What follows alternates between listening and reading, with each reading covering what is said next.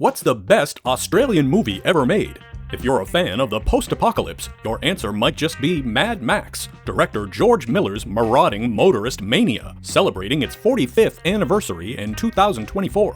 Never mind the billion-dollar franchise it spawned, and the countless genre stories it influenced, the creative ingenuity and low-budget DIY filmmaking of the 1979 original makes the movie one of the most impressive feats in cinematic history. A true independent movie with a rebellious spirit, Mad Max was made in just 12 weeks for a few $100,000 and went on to generate record profits. And it introduced the world to a young Mel Gibson who would go on to become a bona fide Hollywood action star. As the legacy of the wasteland continues with Furiosa, a Mad Max Saga, it's a good time to check the rearview mirror and look back at what the f*** happened to Mad Max. People don't believe in heroes anymore. I know, McAfee, you want to give them back their heroes.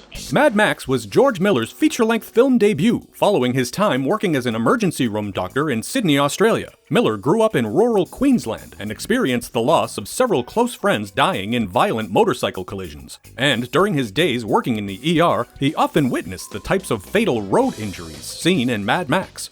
In 1971, Miller enrolled in film school and met fellow filmmaker Byron Kennedy, who would go on to share screenwriting credit with Miller for Mad Max. The duo made a short film titled Violence in Cinema Part 1, which proved to be a semi-blueprint for Mad Max. Miller also hired newspaper editor James McCausland to flesh out the script.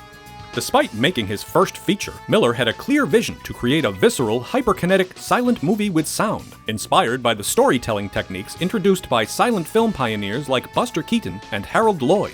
With zero screenplay experience, Miller focused on the action scenes and overall structure, while McCausland concentrated on dialogue and subtext, using the 1973 Australian oil crisis as inspiration for the movie's crumbling society. Miller also found inspiration in the 1975 Don Johnson post-apocalyptic movie A Boy and His Dog, based on a Harlan Ellison story. However, Miller later admitted that the movie's dystopian atmosphere was not part of the original screenplay, but was born out of necessity. Due to the small budget, Miller could not afford many extras or well-maintained buildings, so instead he opted to place the story in a desolate and deteriorating civilization, with the opening title card implying it occurs after a world war or other catastrophe.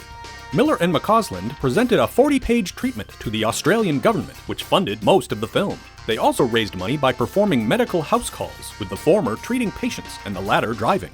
The filmmakers ultimately raised around $400,000 to make Mad Max. When the time for casting approached, Miller considered choosing an American to play Max Rocketansky in an effort to broaden the movie's appeal. After venturing to Hollywood to recruit, Miller backtracked when realizing that a recognizable American actor would be too costly. By design, Miller hired unknown actors to play roles, so viewers would not be distracted by familiar faces from previous projects. The first choice to play Mad Max was Irish actor James Healy, who rejected the script due to its sparse dialogue. Once Healy declined, the casting director considered new grad students from Australia's National Institute of Dramatic Art, searching for spunky young guys to play various roles. 21-year-old American-born actor Mel Gibson wowed the filmmakers during his audition and was cast as Max Rocketansky while still a drama student, earning $15,000 for his performance. Meanwhile, Gibson's friend and school roommate Steve Bisley, who had encouraged Gibson to audition for the film, was cast as Max's affable MFP colleague Jim Goose. Miller had also been inspired by the 1974 biker exploitation movie Stoned, and hired several actors from the movie, including Vincent Gill, Roger Ward, and the menacing toe cutter himself, Hugh Keys-Byrne, who went full method for the role, shaving an eyebrow and patterning his performance on conqueror Genghis Khan.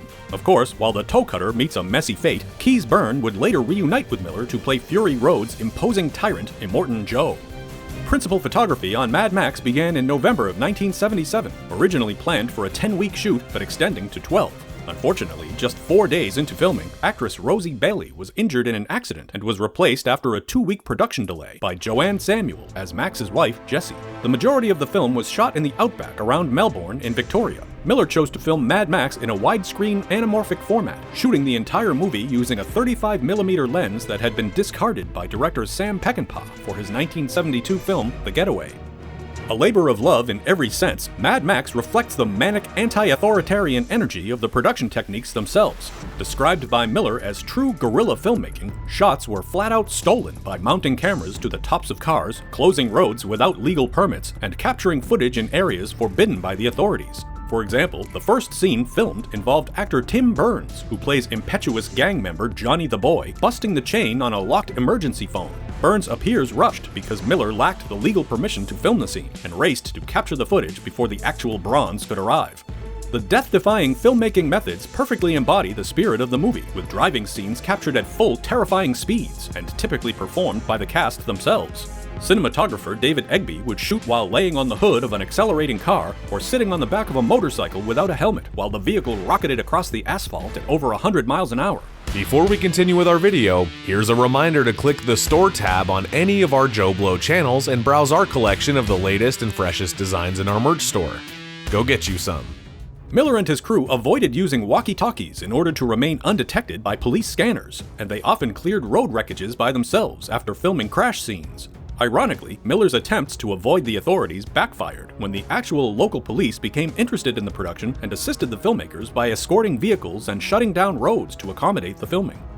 As a first-time filmmaker with a restricted budget, Miller, unsurprisingly, faced numerous problems early on, even getting so bad that he quit the project. Producer and co-writer Byron Kennedy then asked fellow Aussie filmmaker Brian Trenchard Smith if he would take over directing duties, but Trenchard Smith instead advised them to hire a talented first assistant director. Miller forged ahead and completed the film with Ian Goddard stepping in as first AD and safety coordinator. To Goddard's credit, for such a brazenly renegade production, no road accidents occurred while filming. That doesn't mean there weren't several intentional crashes, with 14 vehicles deliberately destroyed for the crash and chase sequences by the end of filming, including several of the motorcycles donated by a local Kawasaki dealer who had actually expected to get them back in working condition.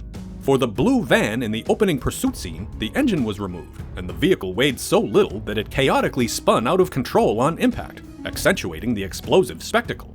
For gearheads especially, it's hard to discuss Mad Max without mentioning the killer cars seen on screen. The police cars in the film are actual decommissioned police vehicles that were more affordable than the alternative. Max's yellow Interceptor was a former Victoria police car, a tuned-up 1974 Ford Falcon XB. One interesting detail is the name of Rocketansky's unseen road partner, the Dark One, stamped on the side of the Interceptor. And while the character was cut from the movie, he's briefly referenced by Max, and is supposedly who Goose is gruesomely describing in the opening diner scene. Sitting there trying to scream with his face ripped off. Max's black V8 Pursuit Special was a 1973 Ford XB Falcon GT 351, a limited edition hardtop model discontinued in 1976. These badass road burners are among the most iconic movie cars ever constructed and helped popularize Mad Max when it raced into theaters. Knight Rider's infamous death crash was filmed using a military-grade booster rocket installed in the back of a tricked-out 1972 Holden Monaro. The car was meant to collide with a trailer of fuel barrels, but instead it sped out of control and flew off the road, zooming into a nearby field for a quarter mile. The graphic explosion of Knight Rider's demise was filmed separately using a towed car under safer conditions. One memorable scene involves Jim Goose giving a three-wheeled cyclist a get-out-of-jail-free card, which was a sly in-joke among Miller and his cast and crew.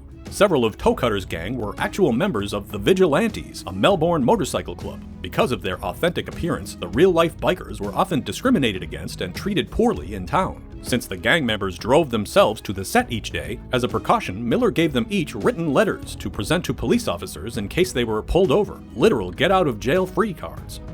The small budget and lack of resources necessitated all kinds of cost-cutting measures. For instance, no stunt doubles were used during the physical scuffles, and the actors performed the fights themselves. May's rural home was an abandoned farmhouse that had to be furnished by the filmmakers with their personally owned items. For the costumes, only Mel Gibson wore genuine leather, with other cast appearing in much cheaper vinyl outfits. And when Max handcuffs Johnny the Boy in the famous final scene, plastic toy cuffs were used, despite Max claiming they're made out of high-tensile steel. Johnny's grim predicament would later inspire fellow Aussies James Wan and Lee Whannell for the ghastly climax of their horror debut, Saw. Once principal photography wrapped, Miller and Kennedy edited the film over 4 months in their friend's apartment in North Melbourne, actually cutting the film on a homemade editing machine that Kennedy's father engineered for them.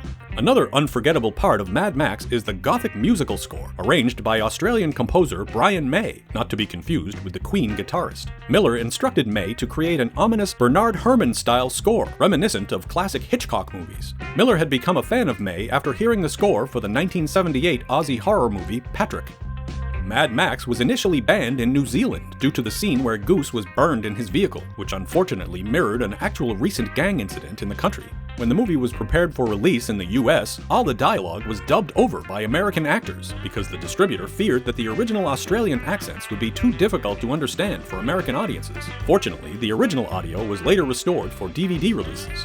With its high-octane action and astonishing stunts, Mad Max was a smash success in theaters, grossing over $100 million and setting a Guinness World Record for the most profitable film in 1979, a title it retained for 2 decades, until getting dethroned by low-budget phenomenon The Blair Witch Project in 1999. The success of George Miller's primal revenge thriller launched his illustrious directing career, helped propel star Mel Gibson to the A-list, and put Australia on the map as a cinematic power player. But the enduring legacy of Mad Max and its sequels has been the undeniable influence on the vibe and aesthetic of countless futuristic societies that followed, with motorhead madmen, tactical fetish gear, barren plains, and adrenaline fury all becoming synonymous with stories set in the post-apocalypse. And thankfully for fans of jaw-dropping road action and outrageous characters, George Miller continues his Mad Max saga in 2024 with Furiosa, chronicling the early days of Fury Road's fierce imperator. Even after 45 years, Miller is not willing to leave the wasteland behind, and we're grateful that our fuel tanks have been filled by his unique vision of the end of the world.